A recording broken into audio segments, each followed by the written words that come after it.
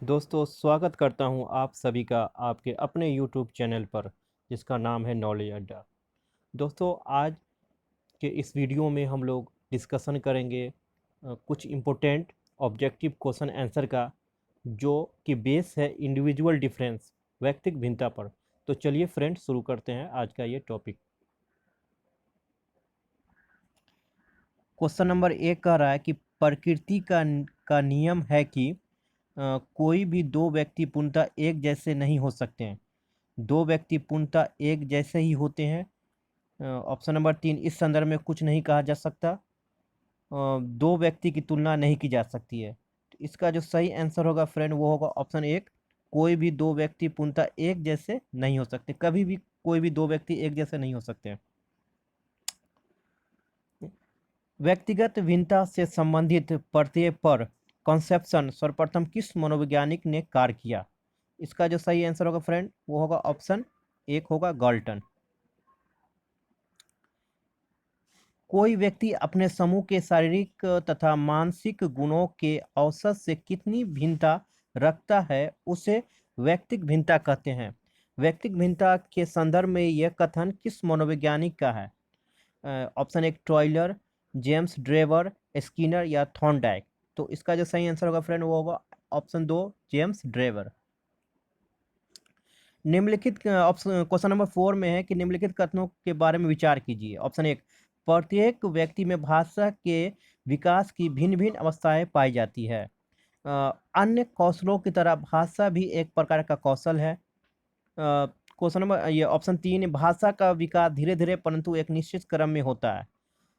तो इसे बताना है कि भाषा के आधार पर व्यक्तिगत भिन्नता के संदर्भ में उपयुक्त कथनों में से कौन सा कथन सही है? ऑप्शन 1 1 और 2, ऑप्शन 2 2 और 3, ऑप्शन 3 3 और 1, ऑप्शन 4 ये सभी। तो इसका जो सही आंसर होगा फ्रेंड ऑप्शन 4 होगा, ये सभी हो जाएगा। ये सभी में मेंस की ये एक भी सही होगा, दो भी सही होगा और तीन भी सही होगा। व्यक्तिक भिन्नता के संदर्भ में निम्न में से कौन सा कथन जो है सत्य नहीं है? ये ऑप्शन 1 जो कह रहा है कि स्त्रियों की शारीरिक संरचना पुरुषों से अलग होती है। ऑप्शन 2 बालकों में भी बुद्धि के आधार पर व्यक्तिक भिन्नता पाई जाती है। मानव के व्यक्तित्व एवं विकास पर उसके परिवार और समाज का कोई प्रभाव नहीं पड़ता। सभी बालकों की अभिवृत्ति एवं रुचियां एक समान नहीं होती है। तो इसका जो सही ऑप्शन होगा फ्रेंड वो होगा ऑप्शन 3। मानव के विकास एवं व्यक्तित्व पर उसके परिवार और समाज का कोई प्रभाव नहीं पड़ता है। बालकों की अभिवृत्ति के निर्धारण में किन तत्व की भूमिका होती है? ऑप्शन 1 परिवार की, समाज की, समुदाय की, ऑप्शन 4 ये सभी। तो इसका जो सही आंसर होगा फ्रेंड ऑप्शन 4 ये सभी। मीन्स कि बालक बालक का जो एक्टिविटी है उसको सुधारने में परिवार की भूमिका होती है, समाज की होती है, समुदाय की होती है। मीन्स सारा हो जाएगा। क्वेश्चन नंबर 7 में कह रहा है कि संभवतः व्यक्ति योग्यता की विभिन्नताओं के बजाय व्यक्तित्व की विभिन्नताओं से अधिक प्रभावित होता है। व्यक्तित्व भिन्नता के संदर्भ में यह कथन किस मनोवैज्ञानिक का है? ऑप्शन 1 लेविन कट, option 2 Taylor, option 3 Crow and Crow, option 4 Mahatma Gandhi. तो ये जो सही आंसर होगा ऑप्शन 2 होगा, टॉयलर ने कहा यह बात। 8 में ये कह रहा है कि कौन सा कथन सत्य नहीं है? ऑप्शन 1 बालकों का स्वरूप अंतर्मुखी एवं बहिर्मुखी दोनों प्रकृति का होता है। ऑप्शन 2 जाति के आधार पर भी व्यक्तिक भिन्नता पाई जाती है। ऑप्शन 3 शारीरिक संरचना के आधार पर भी व्यक्तिक भिन्नता पाई जाती है। ऑप्शन 4 कार्यकुशलता के आधार पर व्यक्तिक भिन्नता पाई जाती है। तो इसका जो सही आंसर होगा फ्रेंड वो होगा ऑप्शन 4 होगा, कार्यकुशलता के आधार पर भी व्यक्तिक भिन्नता पाई जाती है। व्यक्तिक भिन्नता को निम्नलिखित कारकों में से कौन सा कारक प्रभावित करता है? ऑप्शन 1 केवल वातावरणीय कारक, ऑप्शन 2 केवल वंशानुक्रम कारक, ऑप्शन 3 वातावरणीय एवं वंशानुगत दोनों कारक, ऑप्शन 4 इनमें से कोई नहीं। तो इसका जो सही आंसर होगा फ्रेंड वो होगा ऑप्शन 3, जो किसी भी व्यक्ति की जो इंडिविजुअल डिफरेंस है उसको वातावरणीय और वंशानुगत दोनों कारक अफेक्ट करता है। बालक की आयु में वृद्धि होने के साथ साथ उसका विकास किस तरह का होता है? ऑप्शन 1 शारीरिक विकास, ऑप्शन 2 मानसिक विकास, ऑप्शन 3 संवेगात्मक विकास, ऑप्शन 4 ये सभी। इसका जो सही आंसर होगा फ्रेंड वो होगा ऑप्शन 4 ये सभी हो जाएगा। निम्नलिखित में से कौन सा कथन सत्य नहीं है? परिपक्वता कुछ बालकों में देर से आती है तो कुछ में जल्दी। ऑप्शन 2 बुद्धि के कारण भी बालकों में अंतर होता है। ऑप्शन 3 शारीरिक संरचना के आधार पर भी लड़के एवं लड़कियों में अंतर पाया जाता है। ऑप्शन 4 कार्य करने की कुशलता प्रत्येक व्यक्ति में समान होती है।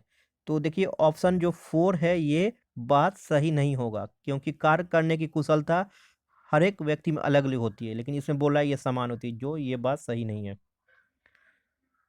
क्वेश्चन नंबर 12 में कह रहा है कि निम्नलिखित में से कौन सी विधियां व्यक्तिक भिन्नता को जानने की है, यानी कि कौन सी विधि है जो हम पता लगा सकते हैं कि ये व्यक्तिक भिन्नता को पता लगा सकती है। ऑप्शन 1 बुद्धि परीक्षण, ऑप्शन 2 उपलब्धि परीक्षण, ऑप्शन 3 अभिरुचि पर परीक्षण, या ऑप्शन 4 ये सभी। तो इसका जो सही आंसर होगा ये सारा होगा। किसी भी आदमी में जो इंडिविजुअल डिफरेंस है उसको पता लगाने के लिए उसका बुद्धि परीक्षण करना होगा, उसमें उपलब्धि परीक्षण जानना होगा, अभिरुचि परीक्षण, मीन्स की ऑप्शन 4 सारा हो जाएगा। निम्नलिखित कथनों के बारे में विचार कीजिए। बालकों के शील गुणों में भिन्नता उनकी व्यक्तिक भिन्नता को दर्शाती है। संवेग के आधार पर भी बालकों में अंतर पाया जाता है। ऑप्शन 3 बुद्धि परीक्षण के प्राप्तांक के आधार पर बुद्धि लब्धि ज्ञात किया जा सकता है। व्यक्तिक भिन्नता जानने की विधियों के संदर्भ में उपयुक्त कथनों में से कौन सा कथन सही है? तो इसका जो सही आंसर होगा फ्रेंड वो होगा ऑप्शन ऑप्शन जो 4 ये सारा होगा सही। निम्नलिखित में से कौन सा कथन सत्य नहीं है? मनोविज्ञान के अनुसार बालकों की रुचि और क्षमताओं में अंतर होता है। एक शिक्षक को कक्षा में सीखने के विविध अनुभवों को उपलब्ध कराना चाहिए। बालकों की आवश्यकताओं को ध्यान में रखकर ही शिक्षण की व्यवस्था की जानी चाहिए। अ, ऑप्शन 4 कक्षा का आकार तय करने में व्यक्तिगत भिन्नता का कोई योगदान नहीं होता है। तो इसमें जो ऑप्शन 4 है ये वाला जो है ये बात सत्य नहीं है। प्रत्येक प्रत्येक शिक्षार्थी स्वयं में विशिष्ट है, इसका अर्थ है कि क्या? 15 में बता रहा है कि प्रत्येक विद्यार्थी जो है खुद में एक स्पेशल है। इसका क्या अर्थ होगा? ऑप्शन 1 शिक्षार्थियों में न तो कोई समान विशेषताएं होती है और न ही उनके लक्ष्य समान होते हैं। ऑप्शन 2 सभी शिक्षार्थियों के लिए एक समान पाठचर्या संभव नहीं है। ऑप्शन 3 एक विषम रूपी कक्षा में विद्यार्थियों की क्षमताओं को विकसित करना असंभव है। ऑप्शन 4 कोई भी दो शिक्षार्थी अपनी योग्यताओं, रुचियों और प्रतिभाओं में एक समान नहीं होते हैं। तो देखिए फ्रेंड ऑप्शन जो 4 है ये वाला बात जो है परफेक्ट है। कोई भी दो शिक्षार्थी अपनी योग्यताओं, रुचियों और प्रतिभाओं में एक समान नहीं होते हैं। क्वेश्चन नंबर 16 में कह रहा है कि व्यक्तिगत शिक्षार्थी एक दूसरे से डैश में भिन्न होते हैं। किस में भिन्न होते हैं व्यक्तिगत शिक्षार्थी? ऑप्शन 1 विकास की दर में, ऑप्शन 2 विकास क्रम में, ऑप्शन 3 विकास की सामान्य क्षमता में, ऑप्शन 4 वृद्धि एवं विकास के सिद्धांत में। तो इसका जो सही आंसर हो जाएगा वो ऑप्शन 1 विकास की दर में होगा। क्वेश्चन नंबर 17 में कह रहा है कि व्यक्तिगत भिन्नता के लिए मिलन के संबंध में एक अध्यापक की भूमिका होनी चाहिए, किस तरह की? तो ये ऑप्शन 1 व्यक्ति के दृष्टिकोण, अभिरुचि और योग्यता को जानने का प्रयास, ऑप्शन 2 व्यक्तिगत आधारित पाठ्यक्रमों को उनकी आवश्यकताओं के अनुसार जानने की कोशिश करना, ऑप्शन 3 उपयुक्त दोनों, ऑप्शन 4 उपयुक्त में से कोई नहीं। तो इसका जो आंसर होगा ऑप्शन 3 हो जाएगा। मीन्स कि उपयुक्त दोनों कह रहा है, मीन्स कि ये एक भी होगा सही, दो भी होगा। 18 में कह रहा है कि शिक्षार्थी व्यक्तिगत भिन्नता प्रदर्शित करते हैं, अतः शिक्षक को क्या करना चाहिए? ऑप्शन 1 अधिगम की एक समान गति पर बल देना चाहिए, सीखने के विविध अनुभवों को उपलब्ध कराना चाहिए, कठोर अनुशासन सुनिश्चित करना चाहिए, ऑप्शन 4 परीक्षाओं की संख्या बढ़ा देनी चाहिए। तो इसका जो सही आंसर होगा फ्रेंड वो होगा ऑप्शन 2 हो जाएगा, सीखने के विविध अनुभवों को उपलब्ध कराना चाहिए। सीमा हर पाठ को बहुत जल्दी सीख लेती है, जबकि लीना उसे सीखने में ज़्यादा समय लेती है। यह विकास के डैश सिद्धांत को दर्शाता है। यह विकास के किस सिद्धांत को दर्शाता है? ऑप्शन एक, व्यक्तिगत भिन्नता को। ऑप्शन दो, अंतः संबंध को।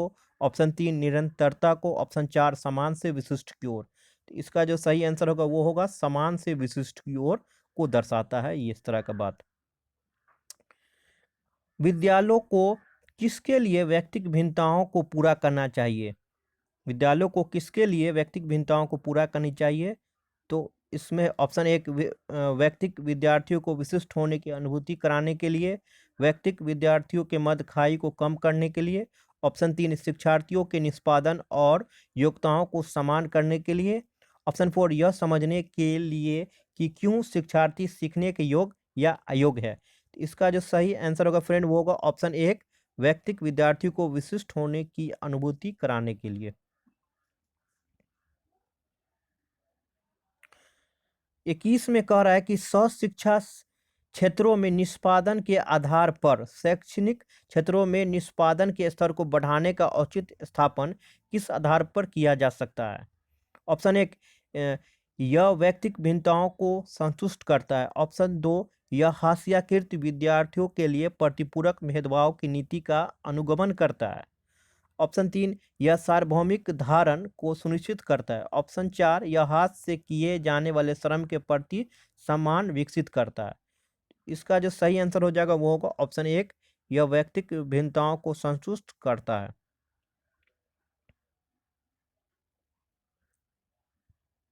विद्यार्थियों में व्यक्तिगत भिन्नताओं को संबोधित करने के लिए एक विद्यालय किस प्रकार का सहयोग उपलब्ध करवा सकता है?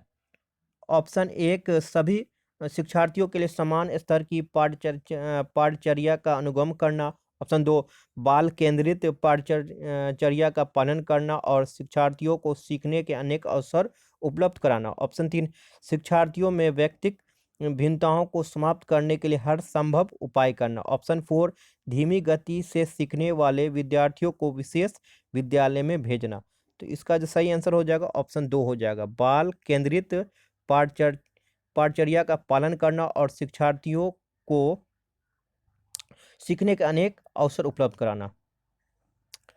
कक्षा में विद्यार्थियों के व्यक्तिगत विभेद माने किस तरह के होते हैं? लाभकारी नहीं है क्योंकि अध्यापकों की वैधिपूर्ण कक्षा को नियंत्रित करने की आवश्यकता है। हानिकारक है क्योंकि इससे विद्यार्थियों में परस्पर द्वंद्व उत्पन्न होते हैं। अनुपयुक्त है क्योंकि यह सर्वाधिक मंद विद्यार्थियों के स्तर तक पाठचर्या के स्थानांतरण की गति को कम करते हैं। ऑप्शन फोर, लाभकारी है क्योंकि यह विद्यार्थियों की संज्ञानात्मक संरचना को खोजने में अध्यापकों को प्रवृत्त करते हैं। तो इसका जो सही आंसर होगा ऑप्शन फोर होगा। व्यक्तिगत अंतरों का ज्ञान शिक्षकों की मदद किसमें करता है? ऑप्शन एक, पिछड़े शिक्षार्थियों के साथ कठोर परिश्रम करने की निरर्थकता को समझने में क्योंकि यह बाकी कक्षा के समान कभी नहीं हो सकते हैं। ऑप्शन दो, व्यक्तिगत अंतरों को शिक्षार्थियों की असफलता की स्वीकृति एवं उत्तरदायी ठहराने में। ऑप्शन तीन, सभी शिक्षार्थियों को समान रूप से लाभ पहुंचाने के लिए अपनी प्रस्तुति शैली को एकरूप बनाने में। ऑप्शन फोर, सभी शिक्षार्थियों की व्यक्तिगत आवश्यकताओं का आकलन करने और उसके अनुरूप उन्हें पढ़ाने में। तो इसका जो सही आंसर होगा ऑप्शन फोर हो जाएगा ये। व्यक्तिगत भिन्नता का जो है वो अर्थ क्या हो जाता है? व्यक्तिगत भिन्नता का ऑप्शन एक, दो व्यक्तियों में शारीरिक भिन्नता होना। ऑप्शन दो, कोई दो व्यक्ति शारीरिक मानसिक योग्यता और संवेगात्मक दशा में समान और एक जैसे नहीं होते हैं। ऑप्शन तीन, कोई दो व्यक्ति शारीरिक और मानसिक योग्यता में समान और एक जैसे होते हैं। ऑप्शन चार, उपयुक्त में से कोई नहीं। तो इसका जो सही आंसर होगा वो हो जाएगा ऑप्शन दो हो जाएगा, कोई दो व्यक्ति शारीरिक मानसिक और संवेगात्मक दशा में एक समान नहीं होते। कभी भी कोई दो व्यक्ति जो है से उसका जो ये शारीरिक है, मानसिक योग्यता है, संवेगात्मक दशा एक जैसा नहीं हो सकता, इम्पॉसिबल है। व्यक्तिगत भिन्नताओं का क्षेत्र है क्या? ऑप्शन एक, लिंग भेद। ऑप्शन दो, शारीरिक संरचना। ऑप्शन तीन, मानसिक योग्यताएं। ऑप्शन चार, ये सभी। इसका सही आंसर होगा ऑप्शन 4, ये सभी हो जाएगा। वह कथन जो व्यक्तिक भिन्नता के संदर्भ में सत्य नहीं है वो क्या है? ऑप्शन 1, व्यक्ति विशेष प्रकार में भिन्न होते हैं, व्यक्ति विशेष कोटि में भिन्न होते हैं। ऑप्शन 3, व्यक्ति विशेष प्रकार एवं कोटि दोनों में भिन्न होते हैं, व्यक्ति विशेष न तो कोटि न ही प्रकार में भिन्न होते हैं। इसका सही आंसर हो जाएगा फ्रेंड, वो होगा ऑप्शन 3, व्यक्ति विशेष प्रकार एवं कोटि दोनों में भिन्न होते हैं।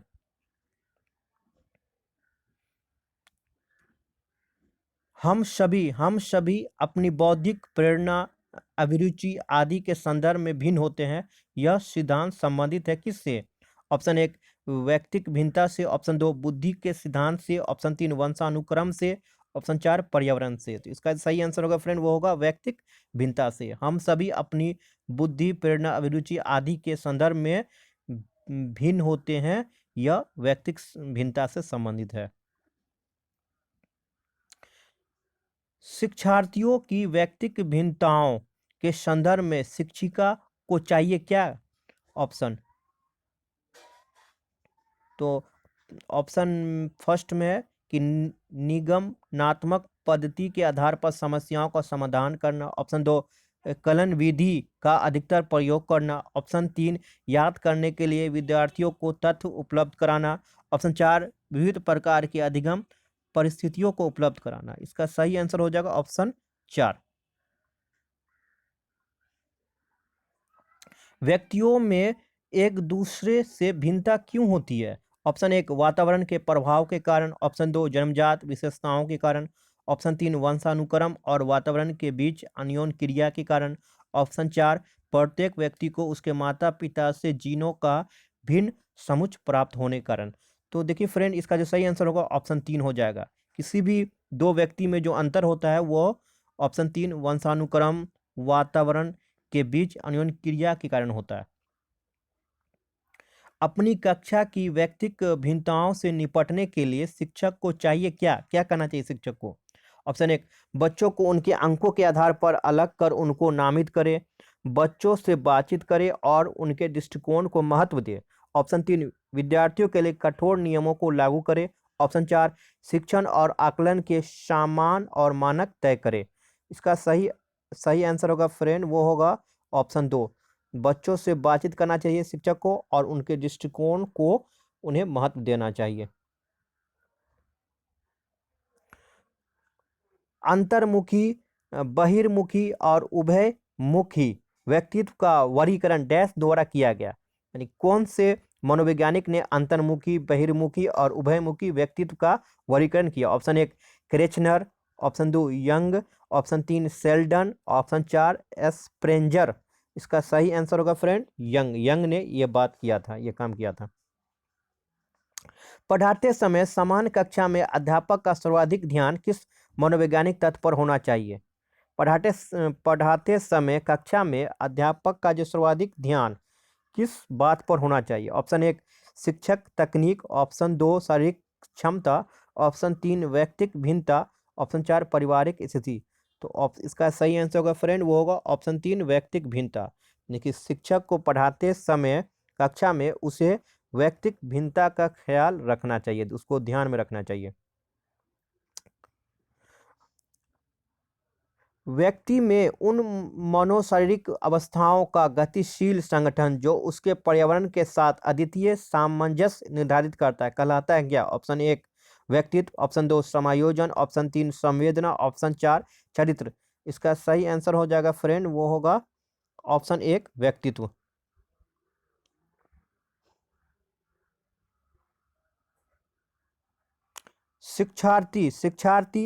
शिक्षार्थी व्यक्तिक भिन्नता प्रदर्शित करते हैं, अतः शिक्षक को क्या करना चाहिए? ऑप्शन 1, अधिगम की एक समान गति पर बल देना चाहिए। ऑप्शन 2, कठोर अनुशासन सुनिश्चित करना चाहिए। ऑप्शन 3, परीक्षाओं की संख्या बढ़ा देनी चाहिए। ऑप्शन 4, सीखने के विविध अनुभव को उपलब्ध कराना चाहिए। तो इसका जो सही आंसर होगा फ्रेंड, वो होगा ऑप्शन 4, सीखने के विविध अनुभव को उपलब्ध कराना चाहिए। तो फ्रेंड, इस तरह से आज जो हमारा जो इंडिविजुअल डिफरेंस पर ये जो टॉपिक था, कुछ इंपॉर्टेंट क्वेश्चन था, इस तरह से अब समाप्त होता है। जय हिंद दोस्तों।